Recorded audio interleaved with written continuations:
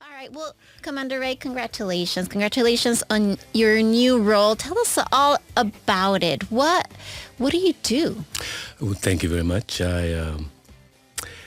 First, I want to say something a little serious. Yesterday, 22 veterans committed suicide. And today, 22 veterans committed suicide. And unless we do something about it tomorrow, 22 veterans will commit suicide.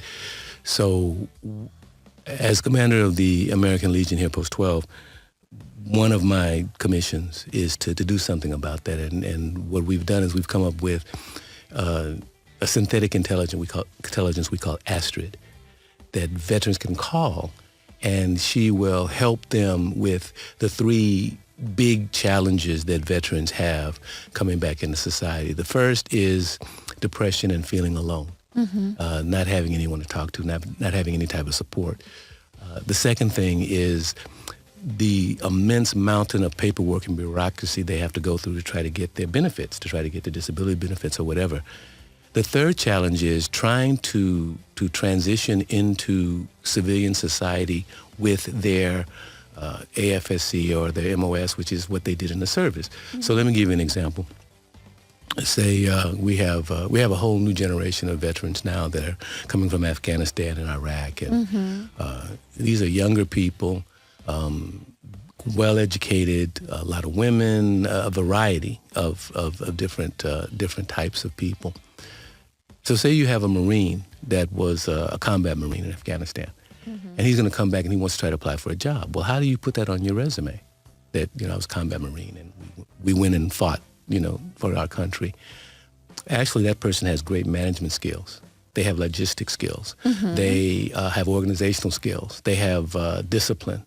Right. One of the reasons that the United States military is held in such high esteem is because we are taught to improvise. We're taught to get the job done. We're object-oriented. So I'm at point A, get to point Z, I don't care how you get there. So in a combat situation, when the American military, so U.S. military, is in a situation, if we lose a commander, then whoever's second in command has a plan, and whoever's under that has a plan, whoever's under that has a plan. Those are the kind of people you want to hire. Of course. Those are the kind of people that help you build your business. They're responsible, they take direction well, and they follow orders. So our job is to help to grow that, and there are so many people, veterans, that for one reason or another don't even let people know that they served. There are veterans that have issues that they're recovering from, things that happened in the military. They don't share because in the military you're taught to man up. Right. So you might have hurt your back, you might have hurt your shoulder, and you might be in severe pain and on medication, which is another set of problems, right? Then you get out and you try to get your disability and you're denied. A veteran's claim might be 1,000 papers of documentation that a person has to try to go through. Wow. Well, people call it AI, but AI has really gone into something else now. It's synthetic intelligence. A synthetic intelligence can go through that in less than a minute. Find out what the situation is. Find out what the veteran needs to do to proceed. We call it Astrid. Astrid will give you an assessment of, you can upload your paperwork. She'll tell you, you got an 80% chance of getting this. You need to do this. You need to go to this doctor.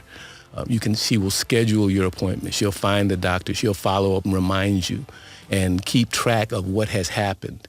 All right. And that all comes with membership in the Legion. It's something we include. I like that you are, including all of this AI into a very positive thing. That's fantastic. This is what AI is all about.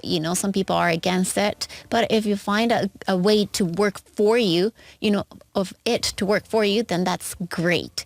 It's also wonderful that you're doing this here in Mexico. Now, let me ask you, have you seen a rise of veterans here and, living in Mexico, being expats?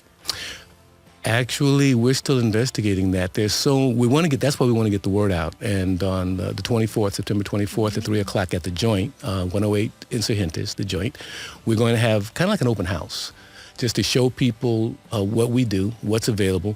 And everyone knows a veteran. So we're inviting veterans, their families, your friends, to get the word out. And that's the real challenge, is that there are veterans who come here just visiting.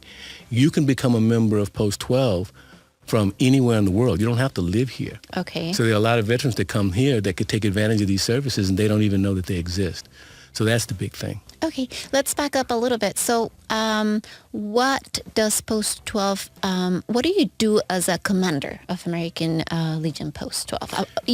I get that you are creating events and that you want to get more members, but what else do you do?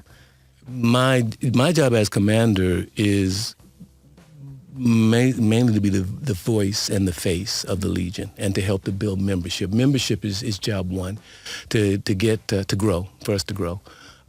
I think that Puerto Vallarta has an opportunity to be the largest Legion in the world, possibly, because so many people come through here and because anyone can be a member. Okay, and then you were talking to us about being a membership, you get access to this Asphalt, right? Yes. What else? What else do you get? What's important for veterans and their families of Puerto Vallarta to be part of this American Legion? What else do you get besides the... Information is really the key. There's, for example, the past commander, Jessy Ruiz, right now is in the U.S. fighting for H.R. 439, which is a bill to help to expand the coverage that veterans would get if they're ill. For example, if you had an accident or something happened and you had to go to the hospital, if your illness or whatever happened to you is part of your disability, then the VA will compensate whoever serves you. Mm-hmm.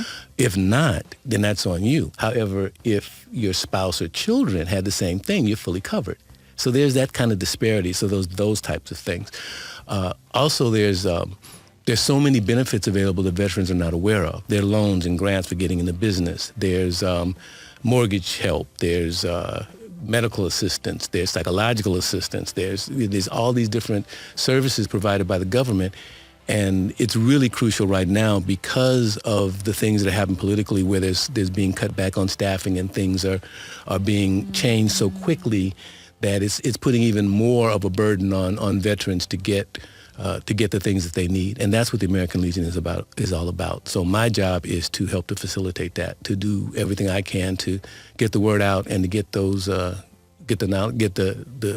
veterans the benefits that they need. I like it. Thank you so much for doing that for, these people and those harsh numbers that you mentioned at the beginning. Those are important to take a look at.